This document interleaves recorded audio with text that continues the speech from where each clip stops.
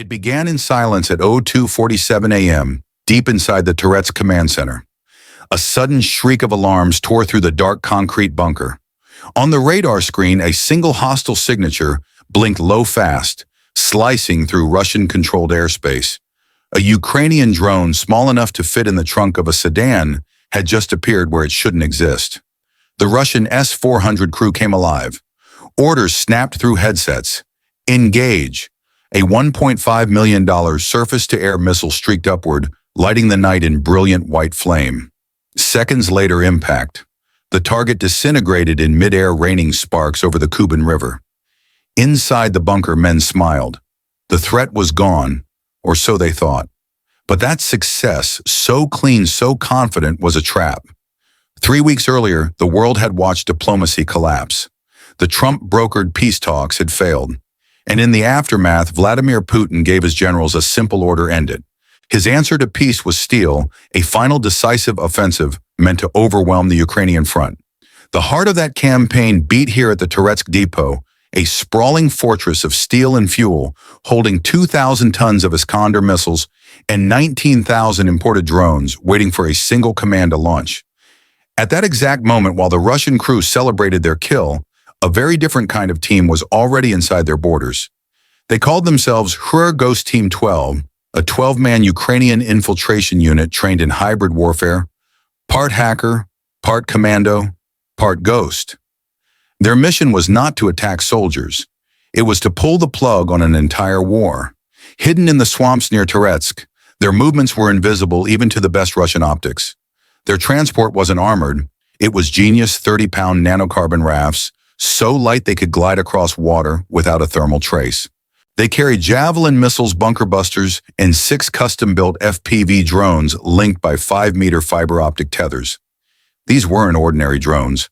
They didn't rely on radio control easily jammed by Russian EW systems. Instead, each was connected directly to its operator like a hardwired neuron of a digital brain. It was warfare reduced to pure code, no interference, no delay, no mercy. While Russia's radar crews monitored empty skies, the Ghost team crept closer, cloaked by fog and noise, the noise of the S-400's own missile engines. That thunderous launch they just fired. It wasn't victory, it was cover. By 02:55 a.m., the 12 men were in position. The air was thick with mist and tension, the kind of cold that eats through Kevlar. Every second of silence meant survival. Their commander whispered one word: deploy. This was the new face of war, one fought not by divisions, but by data. One where victory was measured not in kilometers, but in lines of code and milliseconds of reaction time. And that night in the marshes of Touretsk, Ukraine, wasn't just fighting for territory, it was fighting to rewrite the rulebook of modern warfare. Because in less than 40 minutes, the largest weapons depot in eastern Ukraine, the centerpiece of Putin's final offensive, would cease to exist. And the world would see in real time what happens when precision, patience, and information collide with arrogance. This is not the story of an explosion. It's the story of a system reboot, one that started with a single drone and ended with the collapse of an empire's illusion of control. Don't just watch, think. If you believe understanding power is part of preserving peace, hit like, subscribe, and stay with us as we unfold what happened next, minute by minute, strike by strike, as Ukraine's Ghost team erased Putin's storm of steel before it ever began. At 02:55 a.m., the air above Touretsk trembled with quiet electricity. The HUR Ghost team, 12 men cloaked in mud darkness and silence, began the most daring infiltration of the war. Their mission turned Putin's billion-dollar offensive into digital rubble. Each operator floated across the Kuban River on a nanocarbon raft no heavier than a rifle. These weren't soldiers in the conventional sense, they were systems engineers with heartbeat discipline. Their weapons were mathematics, stealth, and timing. Each man carried 4 Javelin missiles, a custom bunker buster, and 6 fiber-linked FPV drones, the kind of machines no jamming signal could stop. The genius lay in the cables, 5-meter fiber optic lines that tethered each drone to its operator like a digital umbilical cord. This wasn't radio warfare, it was direct neural connection. A closed network impossible to hack, impossible to detect. The Russians believed they had the advantage. They had fog mud and the most advanced air defense system on Earth, the S-400 Triumph. But that fog, the very element they trusted to hide behind, was about to become their blindfold. At 03:00 a.m., the first drone lifted off. Its rotors whispered over the black surface of the river, hugging the water at barely 5 feet of altitude. A second later, its AI module activated, broadcasting a ghost signal, a complex swarm of decoy echoes that confused the S-400's gravestone radar. On the Russian display, one tiny drone suddenly multiplied into a full-scale air invasion, dozens of hostile signatures appearing where none existed. Inside the bunker, the Russian commander saw only one conclusion: a Ukrainian drone assault on the depot. His voice cut through the noise. Engage all primary targets. 6 S-400 missiles, each worth $3 million, thundered into the sky. $9 million worth of defense spent in less than 30 seconds. But what they destroyed were shadows. Of the incoming swarm, only 2 drones were real. Both were expendable. The Ghost team had traded 2 disposable FPVs for an entire battery's worth of Russian firepower. Then came Fog's revenge. The S-400's Doppler filtering system, designed for clear air, faltered in the heavy mist. The radar began to see ghosts, literal false echoes, unable to distinguish drones from the swirling moisture in the air. Think of a noise-canceling headset suddenly overwhelmed by the roar of a tornado. On the ground, Russian patrol vehicles, high-horsepower Tigers and BTRs, tried to respond, but the swamp turned their engines into anchors. Tires spun, treads sank, and the most advanced mechanized troops in the region were reduced to crawling through mud. At 03:05 a.m., Ukraine's Ghost team made their next move, a software update to the battlefield itself. 3 GPS beacons, each no larger than a deck of cards, were placed around the swamp perimeter. These weren't trackers, they were digital beacons screaming, "I am here," with perfect precision. To Russia's radar, they looked like new drones preparing to strike. Once again, the S-400 fired, wasting another multi-million-dollar missile volley on decoy signals.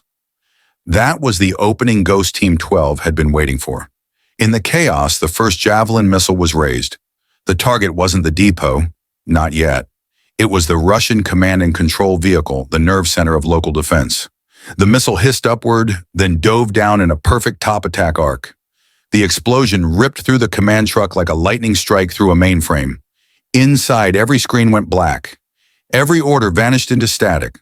The Russians, stunned by the strike, scrambled for bearings, but in that brief confusion, they made their first and fatal discovery. A Spetsnaz patrol combing the swamp found a thread, a 0.09 millimeter fiber optic cable snagged in the mud. A ghost fingerprint. Knee. Following it, the Spetsnaz closed in. At 03:10 a.m., a flare exploded above the swamp, painting everything in cold green light. The HUR team's cover was gone. Within seconds, 10 Russian commandos were less than 500 feet away. What followed was not a firefight, it was a systems crash in real time. The Ukrainians deployed a biosmoke grenade, a classified device that absorbed infrared heat, cloaking them from thermal imagers, a heat-based VPN. Then they tossed a decoy cable leading into a deep patch of mud, a honeypot for the enemy.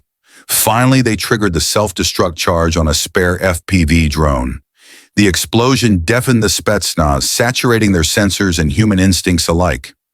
Blinded by smoke, disoriented by noise, the Russian team chased the decoy wire straight into the swamp's deadliest pit. Their boots sank, their weapons jammed, and their radio chatter dissolved into panic. In that instant, Ghost Team 12 survived the unthinkable and bought themselves 5 golden minutes to execute the final phase of the operation. The fog, once their enemy, was now their ally. The swamp, once their prison, had become their firewall. And the Russians, armed with billions in hardware, were about to watch their empire's software crash before their eyes. At 03:15 a.m., the Spetsnaz were trapped knee-deep in the swamp, blinded by biosmoke, their comms crippled. For the HUR Ghost team, it was the window they had fought the night to create. One order was whispered through the headset: execute payload. 4 FPV drones lifted off in synchronized silence, their fiber optic tethers trailing like veins of light in the dark. At the same moment, 3 Javelin missiles were raised, each programmed with its own target, the main ammunition bunkers of the Toretsk depot. This was not chaos. It was a controlled software exploit, 1 part brute force, 1 part precision hack. The Javelins were the heavy hitters, the kinetic assault. Their tandem-charged warheads could penetrate over 30 inches of reinforced concrete, enough to breach even an Iskander missile vault. But the FPVs, they were the scalpel. Their objective, the S-400's gravestone radar, erased the electronic motherboard of the entire defense network. At 03:16 a.m., everything moved at once. Three hisses sliced through the night as the Javelins leapt from their tubes, their fins adjusting mid-flight using AI-based trajectory algorithms. The missiles curved upward, then plunged straight down a digital predator, executing the perfect dive. Simultaneously, the FPV drones accelerated to 100 mph, guided through the fog by real-time zero-latency video feeds. Their operators, calm, methodical, steered them through smoke radar distortion and chaos. The first Javelin hit the depot's central bunker dead-on. The shaped charge didn't just breach the wall, it burrowed in. Inside the concrete vault, the 1.1-second detonation delay activated a tiny pause designed to turn the blast into a trap. When it exploded, the pressure had nowhere to escape. The entire bunker imploded inward, collapsing its own skeleton. Seconds later, the second and third Javelins struck in perfect unison, detonating deeper within the ammunition storage. The shock waves converged like hammer blows. Steel beams snapped. Reinforced walls folded. The depot's reinforced command tower collapsed like a server rack under overload. Then came the FPVs, the precision payload. The first drone dove straight into the S-400's gravestone radar dish, slicing through its chassis before detonating its 2-pound penetrator charge. The second followed seconds later, hitting the power relay node, frying the system's control circuits. Within moments, the S-400 network went dark, completely blind. In less than 60 seconds, Russia's most advanced air defense system had been rendered useless, not jammed, not confused, but physically erased. And then physics took over. Inside the depot, 2,000 tons of munitions ignited. Iskander missiles, artillery shells, and North Korean-made drones cooked off in chain reaction. The explosion rolled outward, flattening bunkers and melting steel. The shock wave tore through the swamp, shattering trees like matchsticks.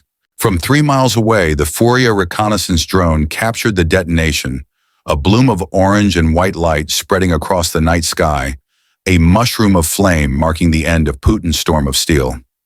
At 03:18 a.m., the Toretsk arsenal ceased to exist.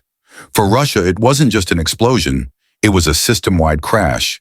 The Kasuka-4 electronic warfare system, a multi-million-dollar array as complex as a Google server farm, was flash-fried into silicon dust. Command officers, logistics directors, and technicians inside the depot, 25 of them were permanently removed from the network. The once proud Toretsk command center, the nerve hub of Putin's final offensive, now glowed like an open wound visible from orbit. Hours later, NASA's firm satellite detected a thermal anomaly at those exact coordinates, so hot it registered from space. The Ghost team had just completed the most sophisticated sabotage operation of the modern war 12, Men 6 drones and 4 missiles that rewrote the balance sheet of an empire. What had started as a whisper in the fog ended as a fireball seen from the heavens. And somewhere beneath the roar of flame and static, one truth became undeniable. In the age of digital warfare, the most dangerous weapon isn't the one you see, it's the one that sees you first. By dawn on October 16, 2025, the flames over Toretsk were still licking the horizon, but the real blast had already echoed into capitals. What 12 men from Ghost Team 12 did in the swamp was tactical genius and strategic earthquake. The once proud depot that housed 2,000 tons of Iskander missiles and 19,000 drones was not merely destroyed. A critical node of Russia's assault architecture had been permanently erased. The immediate military result was obvious: a major offensive plan collapsed before it could begin. The deeper result was far more consequential. Inside the Kremlin, the explosion triggered panic and paralysis. Loss of the Toretsk command and logistics hub meant the removal by blast or death of roughly 25 senior officers and the intellectual core of the local supply network. Command links went dark, encrypted nets fell silent,